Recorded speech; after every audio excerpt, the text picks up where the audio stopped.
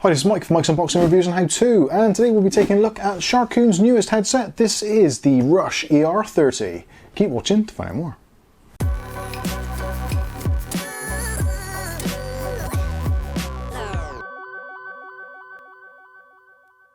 Okay, so today we'll be taking a look at Sharkoon's ER30 RUSH headset. This is a gaming orientated headset which works with both PC and PlayStation 4, possibly PlayStation 5. Not entirely sure, got to be honest with you. But this is a USB headset, so it incorporates all the cool things you expect from a USB headset. So it's got a built-in sound card, so it doesn't disrupt your existing sound setup on your PC. So if you've got like a sound card on board and you've got speaker setup, etc., it's fine. You can just plug this in and it just works, doesn't affect your existing microphone and headphone setups. And the same for PlayStation, you just plug it in and it just works. You haven't got to fiddle around with too much. It just gets on and does the job done. Now you do have 50mm drivers in the ear cups. Also, you've got replaceable pads as well. You've got a little bit of RGB, a little splattering of RGB on the ear cups themselves on the X side. And also you've got a very nice flexible boom mic with a little bit of illumination also, which is nice to see. So yeah, essentially it's a very easy to set up, very easy to use headset, and it doesn't cost a lot. At the moment, this retails in the UK for around about £30, which is kind of Christmas stocking kind of territory if you get my drift. So anyway, let's take a look at the packaging. We'll take a look at what we get inside. We'll take a look at the accessories, etc. Then we'll do some practical tests and see what it actually looks like and all that kind of stuff. And as always, we will come to the end, come to our conclusion and see if it's actually right for you. So starting off with the packaging, obviously Sharkoon packaging is always pretty decent. No real complaints there, and it actually comes in this nice retail style packaging. So if you're buying this as a gift for someone, I'm sure they're going to be pretty pleased with it. Goes through all the usual features on the front, so powerful 50mm drivers, as it says there. Flexible microphone, which is a really good thing to see. And you've got some fabric ear pads included. So it does come with two sets of ear pads, one with a kind of leatherette feel to them and the other one with fabric. Now for me personally, I do prefer the fabric ones. They do tend to be a little bit nicer if you're wearing them for a longer time. You don't get quite so sweaty with them. Okay, personal preference on that one, but obviously both choices are covered, so you can use whichever you want to. RGB, got to have a little bit of RGB in your life these days, which is nice to see, and yeah, that is pretty much it. It shows you the package on the front, looks pretty decent. On the side we've got a profile view with the RGB illuminated, and on the back we go through some of the specifications in various languages, etc., and tells you about the package contents. And on the other side of the box we go into detail on the specifications. So let's quickly go through some of the specs. So it's a 2.0 headset, so it's just a normal stereo headset, left and right. Obviously if your software does do kind of software 7.1, etc., you can do all that kind of stuff as you would normally. USB connector, it's a HS100B chipset, RGB illumination, and the weight of the headphones without the cable, although you can't detach the cable, so I'm not sure why that is on there, but they're 320 grams for those of you that are worried that maybe they're a little bit on the heavy side or whatever, but actually I think they're going to be relatively lightweight. The speaker diameter, 50mm as we said, and the impedance is 32 ohms. Frequency response is 20 Hz to 20,000 kilohertz, and sensitivity is 109 plus or minus 3 dB either way, so yeah, pretty good sensitivity there. Maximum power is 30 milliwatts, and it's got built-in volume control, etc.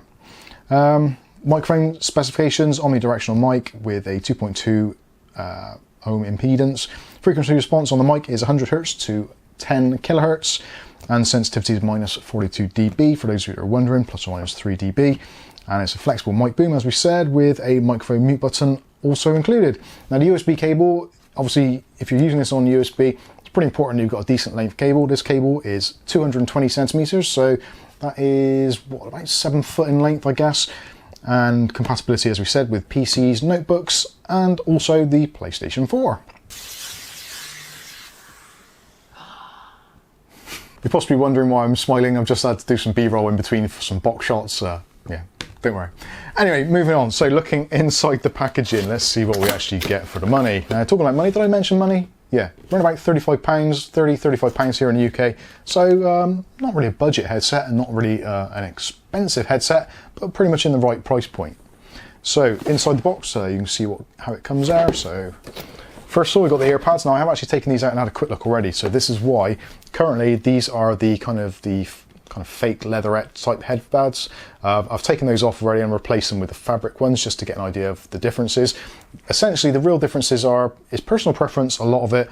Obviously the leatherette ones are a bit easier to keep clean, so grease wise, etc. You can just give these a wipe and they clean up very easily. The fabric ones, obviously with fabric, it does take a little bit more attention to detail when it comes to cleaning.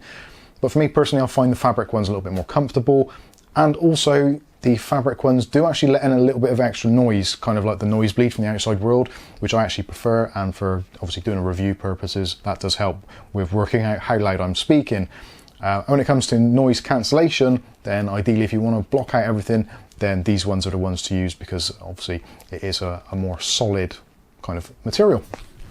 Anyway, that's enough of that. So you've got the headphones themselves, we'll have a look at that in a minute. What else we've got in here? So there is a section here which has got, so there is your instruction guide, leaflet, multilingual, etc., and basically goes over pretty much the same stuff as what is on the box itself. So we can get rid of all that. So let's take a look at the headset itself. So obviously, like I said, we've got a USB cord on there to connect up, 220 centimeters, and you've got a nice USB plug on the end there with the Sharkoon logo, etc. And also you've got a cable management strap, Velcro strap, so you can tighten that up if you need to. I guess most people will probably leave that just extended anyway, but if you're packing it away, it's quite nice to have. Looking at the actual headset itself, it's actually quite a nice style. I quite like the look of this. It's very angular on the sides, lots of things going on. You've got detailing of the Sharkoon logo, etc. And also on the top of the headband, you've got the RUSH branding in there, which is yeah, kind of nice. Not that you're ever going to see it, but I suppose it's there. It's nice that they've taken that attention to detail. On the sides, you've got the adjustability, so you can adjust the headband out, and it's actually quite stiff as well. So if you do set it to a particular size that you like, then it is going to hold in place. It's not going to kind of wiggle around. So that's another nice feature. Sometimes you find those are like really sloppy and they just fall around all over your head. So yeah, that's quite nice that the ratchet mechanism is actually pretty decent in there.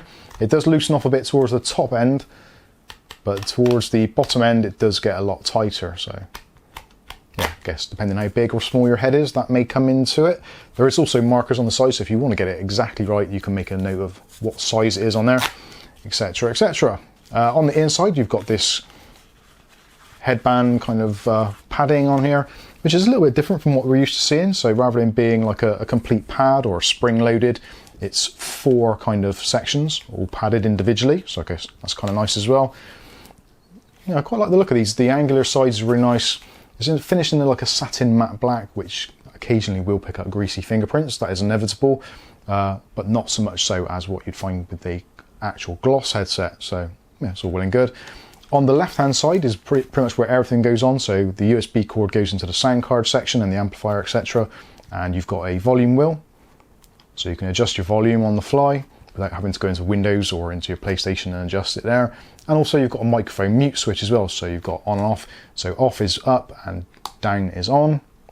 Relatively easy to remember. You should get some muscle memory for that quite quickly. And you've got these nice grills on the side which cover up the RGB, which we'll find out a little bit more about when we plug it in shortly. The fabric cups that are in there at the moment, again, a little bit softer than the leatherette style ones, and actually these do feel a lot more comfortable. So I'm going to try them on now. Try to scratch that along the desk. A little bit of adjustment required there. But yeah, they feel very comfortable, and actually I can still hear myself talking, so that's really good. You don't get that weird noise you quite often get with some of these headsets where it's completely closed in. Even just like rubbing the USB cable, you can hear it all going up through your ears, and it's just a very unnatural sound. But this actually feels quite nice, and it feels very snug, and the ear cups are completely encapsulating my ears, and there's no kind of loose areas or spaces around my head where it's actually kind of not making contact. So it does make a very nice seal. And the pressure is, I would say it's a lot more pressure than what you get on some headphones. It does feel like it's really kind of, there is some clamping force on your head. Yeah, I guess that depends on the size of your head, etc., etc. So you've got the microphones on the side, so you can adjust that.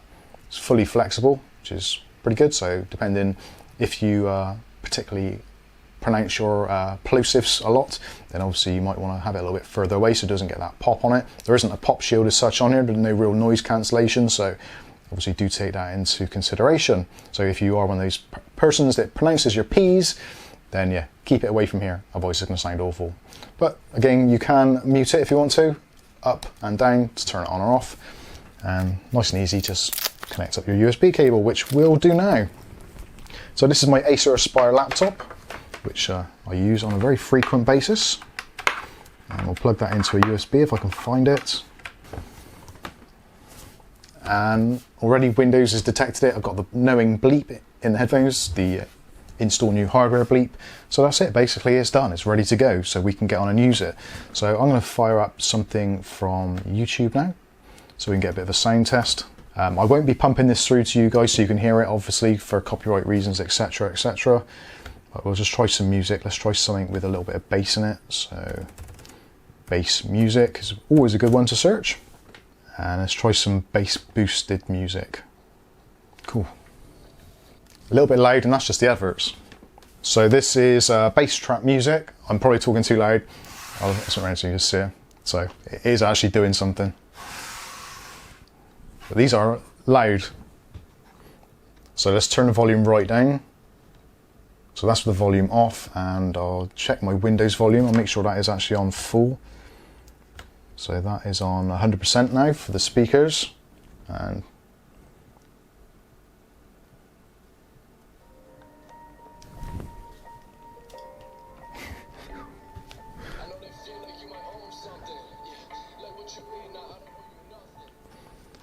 so that was on full blast with the bass, and there's no distortion whatsoever. That's very good.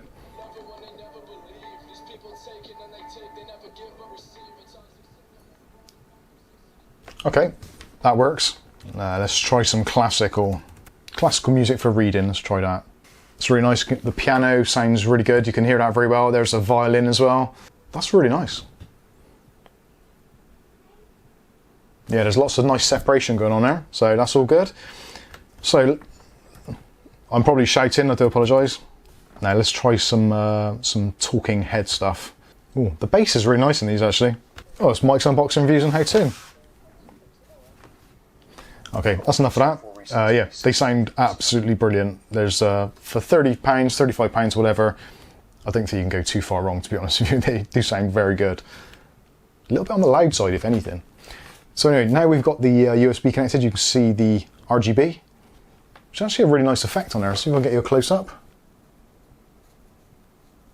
There we go. So you can see that it's like a nice flow effect. Unfortunately, you're not able to actually change the RGB effect at all. It is basically not a static effect, but it is basically what it is. So yeah, you can't turn it off. It is what it is. So if you're one of those people that doesn't like RGB and you don't want any RGB on your headset, then obviously do avoid these because there's nothing you can do about it. Obviously, I suppose you could put some tape over it if you wanted to, but don't buy an RGB headset essentially. One thing I will notice is the microphone switch. So the microphone's on at the moment, and if you turn the microphone off, I did notice this earlier actually, the light stays on. I don't know whether that is an oversight by Sharkoon, but it would have been nice to have actually had that light be able to turn off. It doesn't really have any other features. It's not really bright enough to use as like a reading light for something in front of you. So if you're maybe streaming, it wouldn't light up your keyboard or anything. So it's not really bright enough for that, I don't think. So it would have been nice as some sort of visual representation to be able to flick the switch and for the light to turn off, which I find a little bit strange. Not too sure why they've done that, but overall I don't think there's very much you can complain about. They've got really nice sound, very rich sound to them, very clear. Definitely got plenty of bass and loudness to them. For gaming purposes, they're going to be absolutely fine. Whether or not the microphone is going to be suitable enough for making recordings, I'm not entirely sure. Probably a good idea if we actually pause this right now and we'll do some quick recordings in OBS, and then I'll play those back and then listen to it and see what it's like, and then we'll report back on that. So yeah, we'll do that right away now. And there we go, that is the headset. I've got this now running through OBS. Now literally the volume on there is set to the maximum for the audio input source on my laptop. The screen unfortunately is the built-in webcam, which is yeah, particularly poor. Although the ISO did well there. So this is the sound of the microphone, what it sounds like. So this is with it quite close to me. So let's move it down a little bit. So don't know whether that's going to be better or not. Let's try some plosives. So Peter picked a Pentium processor. Yeah, I think that's actually probably well, hopefully it sounds really good. I'll find out when I play this back, and then we'll let you know. And I will actually, I'm recording this on the camera over there as well, and also on here. So what I'll do is I'll actually fade the audio between the two, or switch between the two, so you can get an idea of what the difference is between the microphone here and also the lav mic, which is going to run through the camera. I think that'll be actually quite an interesting comparison, because the Boya mic is actually very, very good quality, so it'll be interesting to see how close it can actually get to that and whether or not it picks up background noise. So let's be quiet a minute.